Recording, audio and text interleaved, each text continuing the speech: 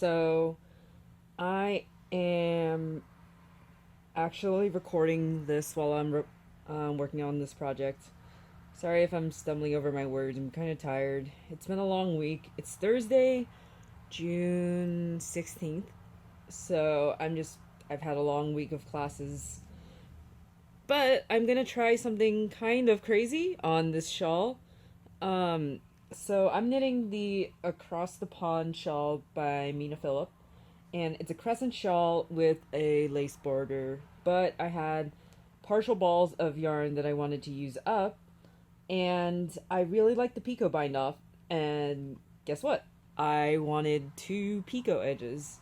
So what I'm going to do, I knitted this little mutant swatch to test out my idea. Let's see. There it is. Hopefully that's in the right spot on the camera. So this is a mock-up of what I want to do minus the lace pattern. So I'm going to wrap up this yellow section and tack on this blue section here, and from this swatch my idea should work. There's that little bit of ugliness there. I know what to do to avoid that, so it's good that I had this trial. Alright, let's try it. Okay. So I've worked the last right side lace row that I want to work. This might have been a better idea to like stream this or something. I don't know. So I'm gonna hold my yarn double for this, making sure that my yarns aren't twisted up.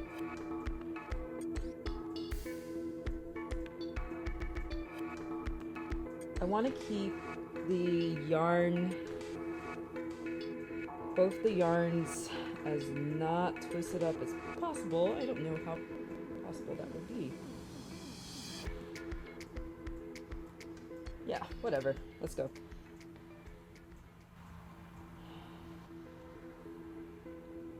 Okay, leave a tail for the teal. Okay. So this shawl has a garter stitch spine, and since I'm working on the wrong side, if I knit normally like garter stitch, it's going to show up ugly on the right side.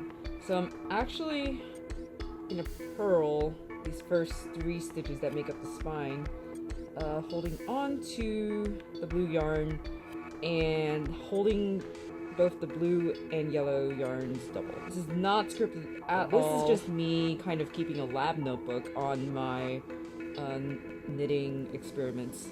Alright, so I'm going to yarn over here, increasing as in pattern. And then the wrong side row is just all purls from here.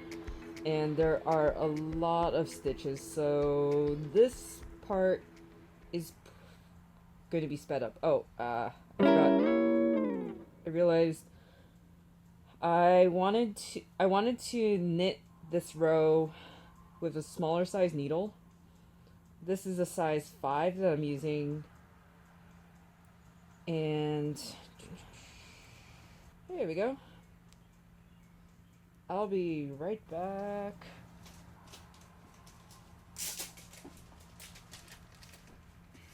I went and grabbed a size 2 fixed circular needle of the same size, of the same length, 40 inches. So when I knit my test swatch, I noticed that the row where both yarns are attached. So basically what's going to happen is the row I'm knitting with the yarns with both colors held double, it's going to create this double row. And basically I'm going to split that double row in half, separate out each color stitch, and then knit on them separately. However, they're attached at the row that I knit them both into. So this row, because I have both yarns held double, the stitches turned out looser than my normal gauge, so I'm sizing down a few sizes to be on the safe side. So I'm using, this is a US 5 that I've been using on the project. This is a US size 2. Alright, back to what I was doing. Purl.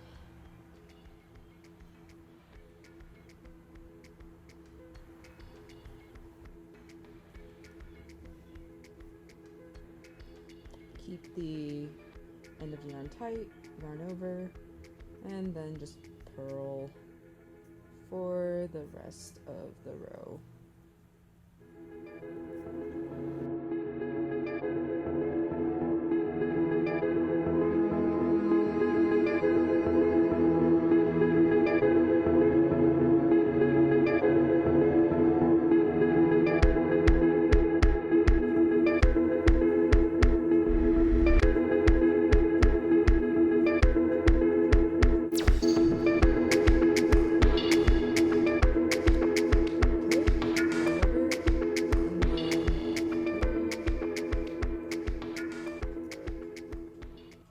Alright, this is the result of my first row.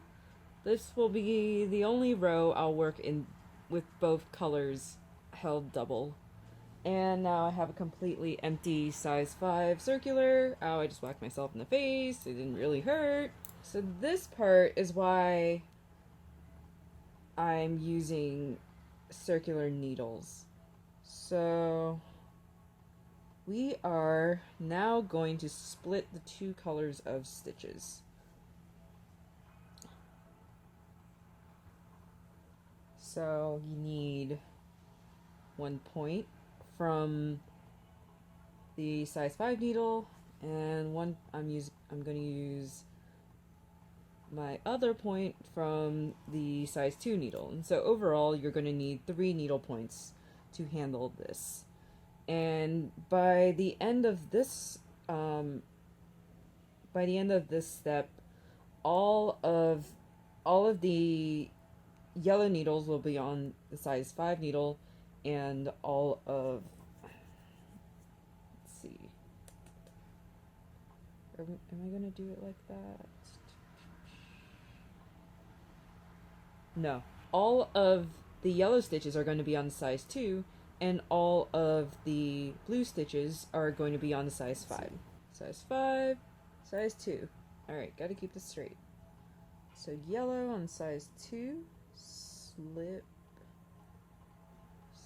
here, then slip the blue onto the size 5.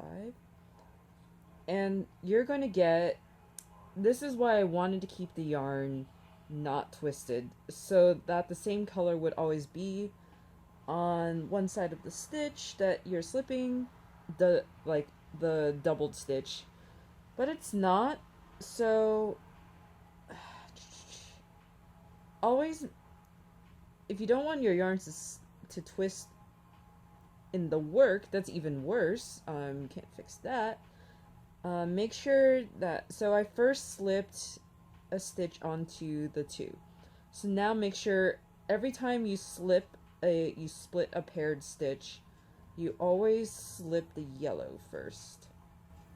And that way you see how you put the blue stitch at the back. Alright, so yellow, sometimes when they're twisted up like this, you just gotta pick it. So it'll take a while. I hope my phone has the memory. If not, maybe, hopefully if I... Okay. Come on.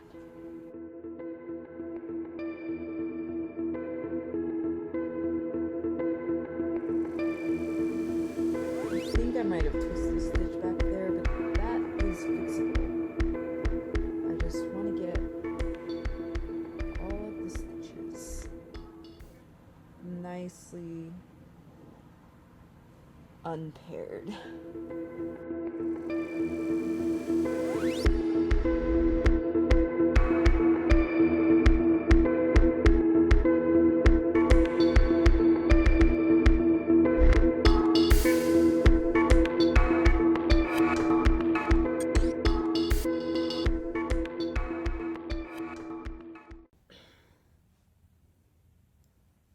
I took a break, so it's dark now, and I also changed into shorts. Still at it. I'd say I'm like 2/3 of the way there.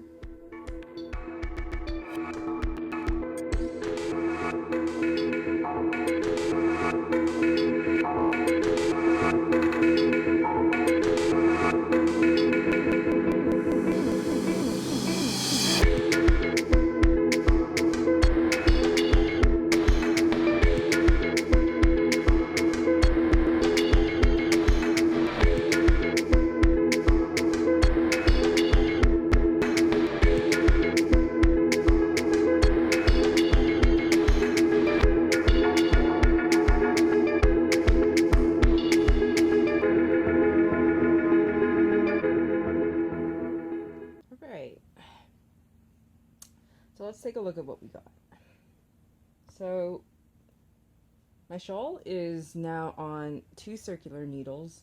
Both of them have a set of live stitches on them, and these live stitches are connected by the row below. And now they're ready to work. So what I'm going to do is I'm going to bind off the yellow stitches using a picot bind off that Mina wrote into the pattern. The pattern's paid, so I'm not going to show me doing the bind off. And if you're watching this video, you probably already know how to bind off. So I will pause the recording here and start recording when I continue knitting on the teal and show you what that fabric looks like once it's connected.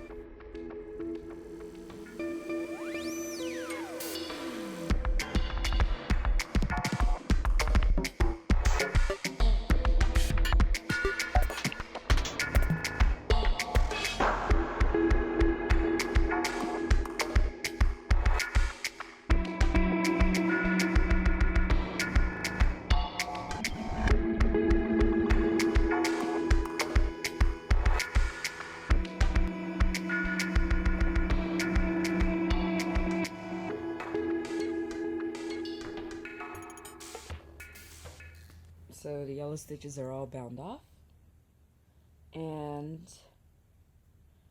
now we have, this is why I chose to put the blue stitches on the size 5 needle, because now we can just go back to knitting on the pattern.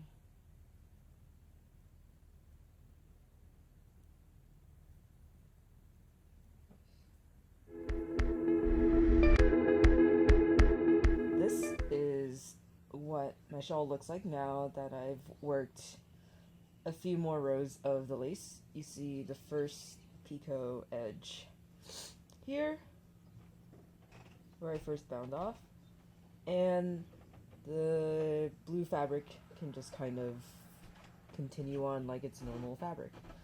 And so stay tuned for the next podcast episode, episode 12, to see the final finished shawl. But for now, that's the tiered edge.